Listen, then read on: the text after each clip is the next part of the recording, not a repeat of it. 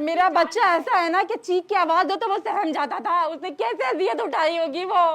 मैं अजियत में थी, मेरा पूरा घर था, मेरी सास, मेरी नंदे, मेरे भाई, मेरी बहन, मेरा शौहर, उसके साथ कौन था? कोई नहीं था। उसने अकेले उठाई अजियत वो। अस्सलाम वालेकुम जी, मैं हूं मारिया अली। आप देख रहे हैं मेरा चैनल। सारिम जिनसी ज्यादती के बाद कत्ल केस में अहम तरीन डेवलपमेंट, 7 अफराद गिरफ्तार कर लिए गए हैं। जिनसी ज्यादती करने वाले आखिर कितने लोग निकले? हमारी नाक के नीचे हमारे बेटे को दरिंदगी का निशाना बनाया गया। कभी भी माफ नहीं करूंगी, सारिम की वालदा का ऐलान। मैंने बोला था जिंदा छोड़ दो, मैं कसम खाती हूँ मैं माफ कर देती। मैं उसे हुकूमत सजा भी देती, पुलिस सजा मैं हम जाते नहीं, जिंदा छोड़ दिया काफी है मेरे लिए। ये सामने आ जाते उसके, हम खड़े होते हम लेकिन आ उसने जाते उसको माफ करवाने के लिए। जिंदा नहीं, हम उसको माफ करवाने खड़े होते। जिंदा नहीं छोड़ा। कराची पुलिस की नॉर्थ कराची में अगवा और ज्यादती के बाद कत्ल किए गए मासूम 7 साला सारिम के केस में ताहाल कातिल का सुराग लगाने में कामयाब नहीं हो सकी है। तहकीकाती टीम को कातिल तक पहुंचने के लिए इस वक्त डीएनए रिपोर्ट का इंतजार है और पुलिस ने आज फिर इन अपार्टमेंट्स पे छापा मारा और छापा मार के 2 मुश्तबा अफराद को हिरासत में ले लिया है। अब टोटल जेरे हिरासत अफराद जो है उनकी तादाद 9 हो गई है, 9 हो चुकी है। और जो तकलीफ दे लम्हात हैं फैमिली के लिए वो तो हम तसव्वुर भी नहीं कर सकते। अल्लाह ताला कभी किसी पे ऐसे वक्त को ना लेकर आए। आमीन सुमा आमीन। सबके घर में मासूम बच्चे हैं।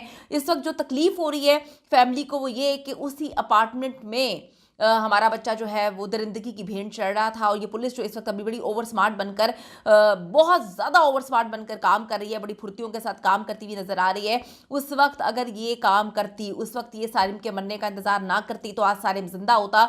जितने छापे अभी मारे जा रहे हैं, जितने लोगों को अभी गिरफ्तार किया जा रहा है, अगर इतनी ही दिल मोहब्बत प्यार के साथ जो है मेहनत के साथ ये सारिम को ढूंढने की कोशिश करते तो ये दरिंदे इसी बिल्डिंग में मौजूद थे।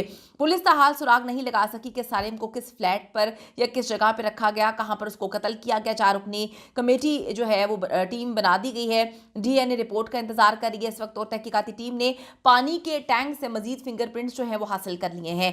तहकीकाती टीम जेरे हिरासत अफराद से अलग अलग सवालात कर रही है, पूछगिछ कर रही है। तहकीकाती टीम ने आज एक बार फिर से उन अपार्टमेंट्स में छापा मारा और मशकूक हरकत करने वाले 2 मजीद लोगों को गिरफ्तार किया है। और मैं आपको बताती चलूं कि नॉर्थ कराची में अगवा और ज्यादती के बाद कत्ल किए गए 7 साला मासूम सारिम के वालिदैन और अहले इलाका ने आज एहतजाजी मुजाहरा किया है, जिसकी लाश लापता होने के 11 रोज के बाद पानी के जेर जमीन टैंक से मिली थी। गमजदा खानदान और मकामी अफराद ने जो है वो मरकजी सड़क पर धरना दिया, जिससे ट्रैफिक मुकम्मल तौर पर बंद हो गई थी। मकतूल के वालिदैन ने मीडिया टॉक किया। उनका कहना था कि वो पुलिस की तहकीकात तफ्तीश से बिल्कुल भी मुतमईन नहीं है। सजा देनी चाहिए इसलिए ताकि अगला हर बंदा सोचने करने से पहले 1000 बार उसको ऐसा इबरत का निशान बनाया जाए। उन्होंने कहा कि 7 जनवरी को हमारा बेटा 7 साल का सारिम जो है वो लापता होता है। गुमशुदगी के पहले दिन से ही तहकीकात का कोई नतीजा सामने नहीं आया। वो बिल्कुल सही अंदाज में तहकीकात नहीं कर रहे थे और हमारी फैमिली के ऊपर अटैक कर रहे थे। अगर वो सही अंदाज में तहकीकात करते, देखिए जी अभी सुराग रसा कुत्तों की मदद इन्होंने हासिल की है। हर दूसरे दिन जो है वो वहाँ पे पहुँच जाते हैं। अगर सारिम के कपड़ों को सुंगा कर उन कुत्तों की मदद हासिल की जाती और उन्हीं अपार्टमेंट्स में ढूंढा जाता तो सारिम आज जिंदा होता। असल बात यह है कि पुलिस ने अपनी रिवायती हठधर्मी का मुजाहरा किया और पुलिस जो है वो काम होने का, कांड होने का, कत्ल होने का इंतजार करती है कि जब कोई अनहोनी हो जाए तो उसके बाद ड्रामेबाजियां करने के लिए हर दूसरे दिन फ्लैट्स में पहुंच जाती है। और अब कातिल को ढूंढने के लिए जो है हाथ पांव मारे जा रहे हैं, क्योंकि अब ये केस जो है उभर के सामने आ गया है। अफसोस का मकाम है जी, कामरान टेसोरी साहब की भी कोई वर्थ नहीं है, कोई अहमियत नहीं थी कि वो आए और उसके बाद भी पुलिस जो है वैसे ही काम करती रही, फैमिली को तंग करती रही और सही अंदाज में तहकीकात नहीं कर रही थी। बार बार एक ड्रामेबाजी कर रही थी कि सीसीटीवी कैमरे जो है वो बंद हो गए थे, हमारे पास फुटेज नहीं है।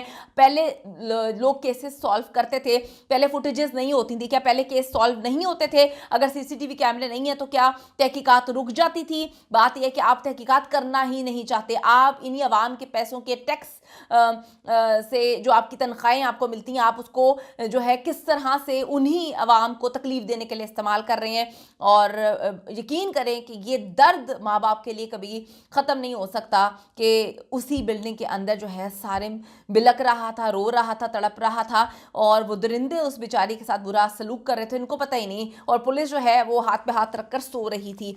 अब जी ये जो ड्रामेबाजियां कर रहे हैं फुर्तियां दिखा रहे हैं। ये पुलिस वाले पहले अगर दिखा देते तो आज सारिम जिंदा होता। सारिम के वालिदैन का बस इतना मुतालबा है कि कानून जो है वो अमल में लाएं, कातिलों को पकड़ें, कैफरे किरदार तक पहुंचाएं, ताकि किसी और दूसरे सारिम के साथ इस तरह का अफसोसनाक वाक़या पेश ना आ सके। हुकाम का कहना है कि हमने मुल्जिमान का जो DNA है उनके नमूने भिजवा दिए हैं, रिपोर्ट्स का इंतज़ार है, सर्जन की केमिकल रिपोर्ट्स का इंतज़ार है, DNA रिपोर्ट्स आ जाएंगी, केमिकल एग्जामिन रिपोर्ट आने के बाद तहकीकात आगे बढ़ेगी।